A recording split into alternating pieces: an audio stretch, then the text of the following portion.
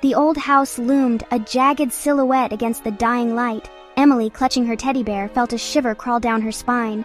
The woods surrounding the house seemed to press in, branches like skeletal fingers reaching out. Inside, shadows danced in the flickering lamplight. Dust motes swirled, catching the fading rays of the setting sun. The air hung heavy, thick with the silence of ages and the faint scent of mildew. Emily, stay close to me. This place gives me the creeps. Beside her, Emily's older sister, Lucy, gripped their suitcases tightly, her youthful bravado faltering in the face of the house's oppressive atmosphere. Emily's parents, their faces etched with worry, tried to maintain a cheerful facade. They spoke in hushed tones to the woman who stood in the doorway, her habit as black as the shadows gathering in the corners of the room. Don't you worry yourselves. Your girls will be safe with me. Sister Agatha, she was called, her smile a touch too wide, her eyes holding a glint that sent shivers down Emily's spine. She exuded an unsettling aura, a discordant note in the stillness of the house. Her words echoed in the cavernous hall, each syllable heavy with an unspoken promise. The air seemed to crackle with unseen energy, a palpable tension that settled over Emily like a shroud. We'll be back soon, girls. Be good and listen to Sister Agatha.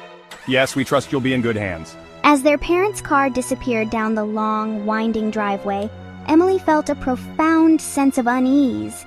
The house seemed to sigh, the sound like a mournful whisper carried on the wind. She clung to Lucy's hand, her small fingers seeking reassurance in the face of the growing darkness. She didn't know why, but she couldn't shake the feeling that something was terribly wrong. Sister Agatha, with surprising strength, settled their suitcases in the dusty attic room. The room smelled of mothballs and forgotten dreams, its only window a grimy portal to the darkening sky. A single flickering light bulb cast long, dancing shadows across the room. The wallpaper peeled at the edges, revealing faded floral patterns that hinted at a bygone era. A chill settled in Emily's bones, a coldness that seemed to emanate from the very walls themselves. This will be your room. It's a bit old, but it has character, don't you think? During the day, Sister Agatha maintained a veneer of kindness, her voice gentle as she read them stories from a worn Bible. She spoke of angels and miracles, her tone soothing, almost hypnotic, but at night, her demeanor shifted. A darkness seemed to creep into her eyes, a subtle change that sent shivers down Emily's spine. Her smiles became strained, her touch cold. Emily, did you notice how strange Sister Agatha acts at night? It's like she's a different person. When she thought they weren't looking, her eyes darted around the room, as if searching for something hidden in the shadows. Emily noticed the crucifix Sister Agatha wore seemed to tarnish, the silver turning a dull, sickly gray. The rosary beads she clutched in her hands felt cold, almost unnatural. Even Lucy, who usually dismissed Emily's fears, seemed uneasy around the nun. I don't know, Emily. Maybe we should pray tonight, just in case. She caught Lucy whispering prayers at night, her voice trembling with a fear she couldn't quite conceal. Emily couldn't shake the feeling that they were being watched. Footsteps echoed in the hallway long after Sister Agatha had retired to her room. Whispers seemed to emanate from the walls, faint and indistinct, yet filled with an underlying menace. Her dreams were plagued by shadowy figures, their eyes glowing with an unnatural light. She would wake in a cold sweat, her heart pounding in her chest. One night, Emily woke to a sound that sent chills racing down her spine. It was a low, guttural growl emanating from somewhere beneath the floorboards. She lay frozen in terror, her breath caught in her throat. The growl grew louder, morphing into a guttural chant, the words unintelligible yet laced with an undeniable malice. She crept from her bed, her bare feet silent on the cold hardwood floor.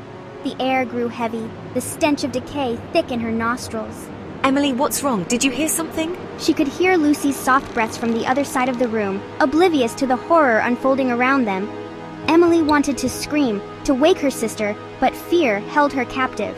Cautiously, she made her way to the door, her hand trembling as she reached for the handle. A cold draft snaked around her ankles, sending a shiver down her spine. She peered through the crack, her heart pounding against her ribs. The hallway was bathed in an eerie, flickering light, the source of which she couldn't place. Shadows danced and writhed, their forms shifting and contorting in the dim glow. And then she saw her. Sister Agatha, her back to the door, her habit discarded on the floor. She was swaying rhythmically, her arms outstretched, her voice raised in a chilling chant.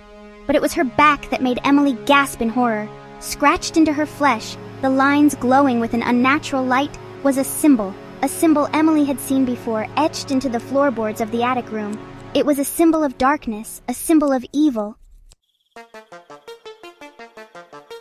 The next day, Emily couldn't shake the image of Sister Agatha's marked back from her mind. She felt a knot of dread growing in her stomach, a sense of foreboding that she couldn't ignore. She knew she had to do something, had to find out what Sister Agatha was hiding. Lucy, ever the pragmatist, had brought her camera. It was old and battered, a hand-me-down from their grandfather, but it still worked. She spent most of her time documenting the creepy corners of the house, hoping to capture something interesting, something she could show their friends back home. Emily, however, saw it as a tool, a way to uncover the truth about Sister Agatha. One afternoon, while Sister Agatha was distracted, Emily snuck into the nun's room. The air hung thick and heavy, the scent of incense and decay clinging to the furniture. She found Lucy's camera hidden beneath a pile of clothes in her suitcase. Her fingers trembled as she checked the footage. The first few clips were harmless, shots of the house, the woods, Emily playing in the overgrown garden. But as Emily scrolled through the footage, her blood ran cold. There, in the flickering light of the camera, was Sister Agatha. But this wasn't the kind, gentle nun who read them stories from the Bible. This Sister Agatha was different.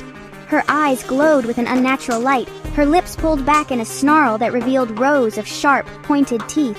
She moved with an inhuman speed, her body contorting in ways that defied the laws of nature. Emily watched in horror as Sister Agatha, her face a mask of pure malice, performed a gruesome ritual in the dead of night. The footage was shaky, the images blurry, but there was no mistaking the sheer evil that emanated from the screen. A cold sweat broke out on Emily's skin. She knew then, with a certainty that chilled her to the bone, that they were in grave danger. Panic clawed at Emily's throat. She had to warn Lucy, had to get them both out of the house. But how? Sister Agatha was always watching, her eyes following their every move. Emily knew they couldn't outrun her, couldn't outsmart her. They were trapped. Nightfall brought with it a suffocating sense of dread. The shadows in the house seemed to deepen, to writhe with an unnatural life of their own. The air crackled with a palpable tension, as if the very walls themselves were holding their breath. Emily and Lucy huddled together in their attic room, the door barricaded with a rickety dresser. They whispered prayers, their voices trembling with fear. A blood-curdling scream echoed through the house, followed by the sound of splintering wood. Emily and Lucy clung to each other, their eyes wide with terror. The doorknob rattled violently, the sound of heavy breathing coming from the hallway. Sister Agatha was at the door. Open this door, children. Sister Agatha's voice dripped with honeyed venom. It's time for us to pray.